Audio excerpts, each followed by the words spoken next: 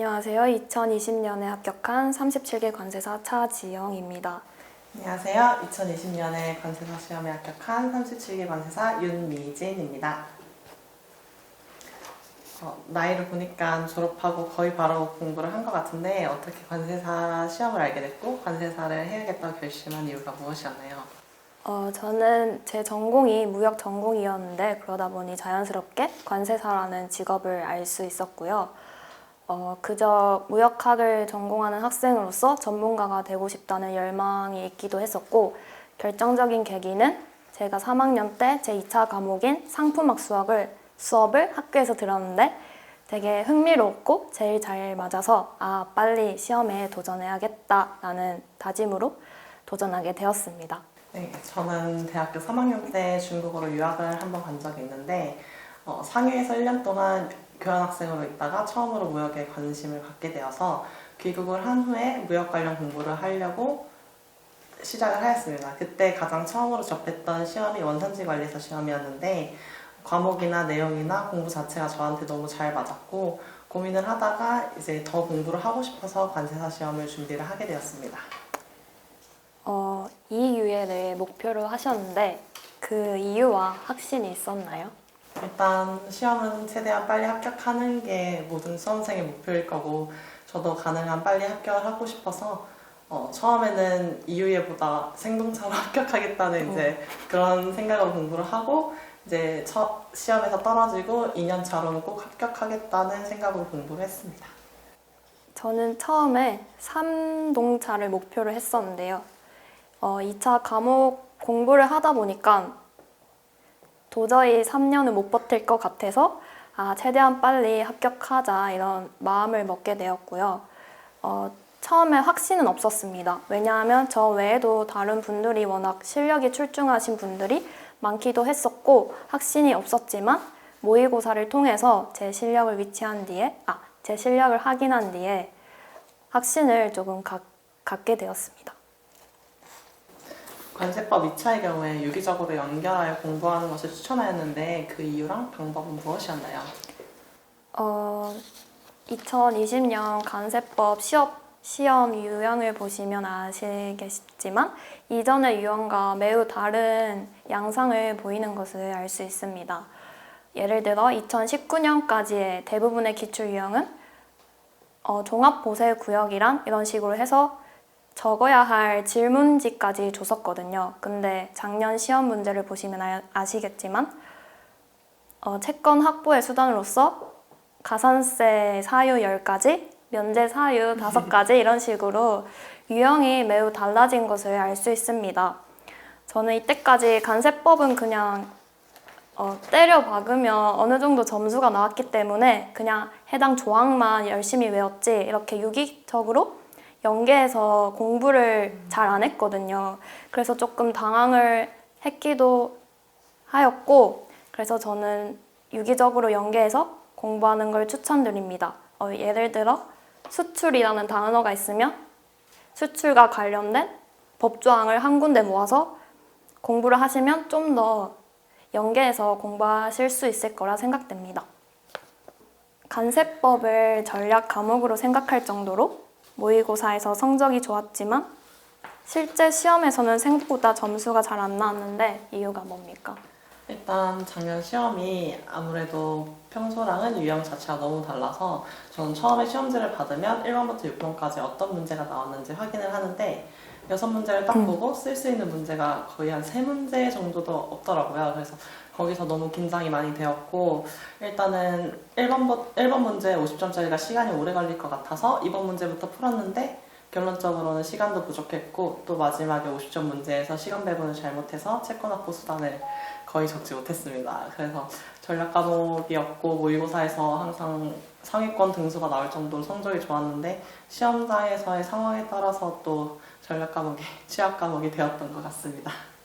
HS 해설서에서 특정 부분만 봤다고 했는데 그 이유는 무엇이었나요? 저는 우선 이 유예였기 때문에 시간이 조금 부족했습니다. 그래서 통칙이랑 주규정 그리고 호의 용어만 외우기에도 벅찼기 때문에 해설서는 자세히 보진 않았는데요. 근데 또 다른 분들은 해설서 보시는 분들도 계시니까 이게 좀 불안한 거예요. 그래서 제가 선택한 방법은 기출, 그러니까 시험 문제에 나온 해설서 부분만 보는 거였습니다. 그 정도만 해도 충분하다고 생각됩니다. HS 경우 백지 쓰기를 하셨다는데 시간이나 뭐 효과가 어느 정도인지. 저는 모의고사를 들어가기 전에 3개월, 2달 정도를 백지 쓰기를 했는데 보통 학원에서 8분의 1 범위로 주어지는 HS 범위를 월요일부터 금요일까지 외우고 난 다음에 토요일 날에 그냥 그 범위를 처음부터 끝까지 쓰는 방식으로 백지 쓰기를 했습니다. 예를 들어서 1부부터 4부까지가 그 주의 시험 범위면 1류라고 쓰고 주 1에 뭐가 있는지 주 2에 뭐가 있는지를 그냥 아예 백지에다 다 적어서 그렇게 연습을 하였는데 한 번 할 때 쓰는 데만 1시간 반에서 2시간 정도 걸리고 오답 정리까지 하면은 한 3시간에서 3시간 반 정도가 걸리긴 하는데 시간은 오래 걸려도 효과는 되게 좋았어서 주규정 백지 쓰기만 했을 때 모의고사 8분의 1을 들어가고 나서 거의 주규정은 틀린 거 없이 다 적을 수 있을 정도로 효과는 좋았던 것 같습니다. 간세 평가의 경우 도식화를 해서 구조화를 했다고 했는데 방법이 어떤지 궁금합니다. 제가 이제 도식화를 수험생 때 했던 거를 좀 들고 와봤거든요. 이런 식으로 저는 법령 규칙 고시가 한 페이지에 있게끔 그렇게 공부를 하고 싶어가지고 임의적으로 제가 사절지를 사가지고 여기다가 가운데는 법을 놓고 그 법이 받는 명과 규칙 고시를 양 사이드로 해가지고 한눈에 보기 위해서 이런 식으로 도식화 작업을 해서 암기를 하였습니다. 무역실무에서는 강사 한 분만에 듣는 것을 추천하셨는데 그 이유는 무엇이고 무역실무 기출분석의 중요성을 말했는데 그 이유는 어떻게 되나요? 우선은 일단 자기한테 제일 잘 맞는 강의 스타일이나 강사분을 만나시는 게 중요한 것 같아요. 그래서 실제로 공부를 시작하기 전까지 웰페이스도 좋고 아니면 타 학원도 좋으니까 그 미리 보기 강의 주어지잖아요. 그런 걸 다 일일이 확인하셔서 여러분들한테 최적화된 강의를 찾는 게 중요한 것 같고요. 그런 의미로 저는 강사 한 분만 들어도 충분하다 이렇게 말한 거고요. 그리고 기출 분석은 모든 과목이 또 중요할 것 같은데요. 근데 무역 실무는 제가 생각하기에는 약간 범위가 없다? 이런 과목이라는 인식이 강해서 조금 불안했어요.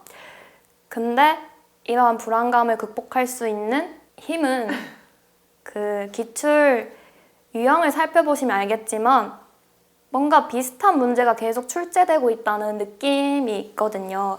그렇게 해서 그런 범위가 없다는 불안감에서 해소되실 수 있습니다. 대회 한의 경우 고시 규정은 공부하지 않았는데 그 이유와 불안하진 않았나요? 저는 일단 유예생이어가지고 단연차생들보다는 시간이 많이 부족하다고 생각이 들었습니다. 근데 무역실무는 안 그래도 양이 많은데 거기에 대회 외양까지 합하면은 사실 하루에 반절 공부해도 모자라다고 생각을 했어요. 그리고 대회와는 규정까지 공부를 하면은 한 과목이 생기는 거나 다름이 없다고 생각이 들었고 대회안의 경우 법령만 제대로 쓸 수 있다면 물어보는 법령을 완벽하게만 쓴다면 적어도 10점은 받을 수 있다고 생각을 했고 만약에 무역실무에서 꽈락이 나거나 내가 불합격을 하면은 그건 자본거래를 공부하지 않아서가 아니라 그냥 중요한 협약을 공부하지 않아서일 거라고 생각을 해서 그냥 확신을 갖고 그냥 대회안은 법령만 완벽하게 암기하려고 했습니다. 구체적인 1차 공부 방법에 대해 여쭤보고 싶은데요. 네, 저는 제가 1차 공부 당시에 학교 생활이랑 아르바이트 그리고 대외 활동을 같이 했었기 때문에 거의 6시간, 최대 많아봤자 6시간 정도 공부를 했었는데요.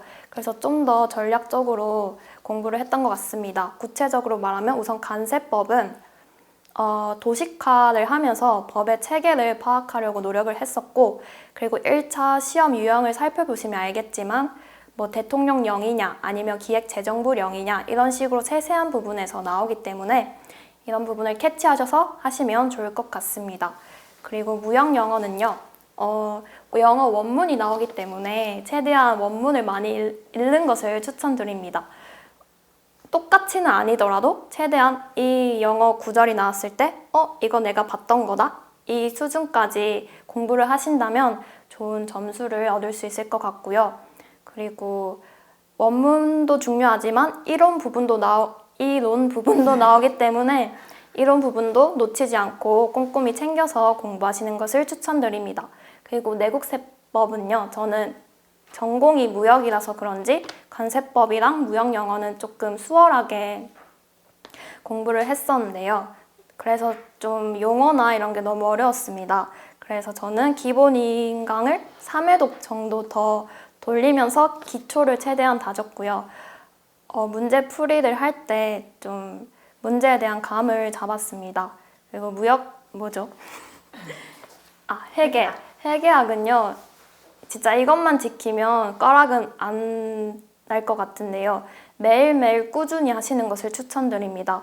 30분도 좋고요. 1시간도 좋으니까 꾸준하게 하신다면 실력이 상승하시는 것을 볼 수 있을 거고요. 그리고 회계학은 회계 문제 20문제와 그리고 원가 관리 10문제, 말 문제 10문제 이렇게 출제되기 때문에 그 전략을 잘 짜셔서 하신다면 좋은 점수를 얻을 수 있을 거라고 생각됩니다.